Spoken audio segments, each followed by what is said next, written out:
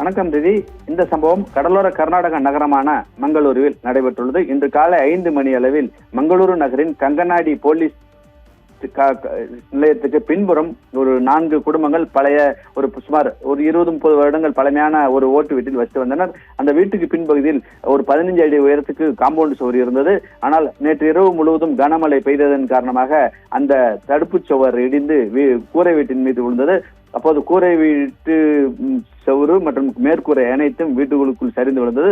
அப்போது 4 வீடுகளிலும் சுமார் 20க்கும் அதிகமானோர் உறங்கிக் கொண்டிருந்தனர். 4 வீடுகள் என்பது தனித்தனி வீடுகளாகும். அப்போது முதல் வீட்டில் உறங்கிக் கொண்டிருந்த ஒரே குடும்பத்தைச் சேர்ந்த 6 பேர், கணவன், மனைவி மற்றும் 4 குழந்தைகள் உறக்கத்தில் இருந்தனர். அப்போது அதிகாலை 5 மணி அளவில் அந்த மேற்கூரையும் வீட்டின் தடுப்பு சுவரும் இடிந்து அந்த குழந்தைகள் மேல் விழுந்ததில் சம்பவ இடத்திலேயே 2 குழந்தைகள் பலியாகியுள்ளனர். மேலும் ஒரு பெண் பலியாகியுள்ளனர். மேலும் 3 பேர் மீட்கப்பட்டு மங்களூரில் உள்ள அரசு மற்றும் தனியார் மருத்துவமனைகளுக்கு அனுப்பி வைக்கப்பட்டுள்ளனர்.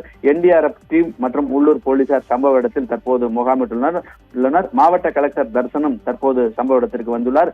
கனமழை காரணமாக இந்த வீட்டின் மேற்கூரை மற்றும் சுவர் இடிந்து விழுந்ததில் ஒரே குடும்பத்தைச் சேர்ந்த 3 பலியாகியுள்ளது பெரும் அதிர்ச்சியை உண்டு பண்ணியுள்ளதுங்க.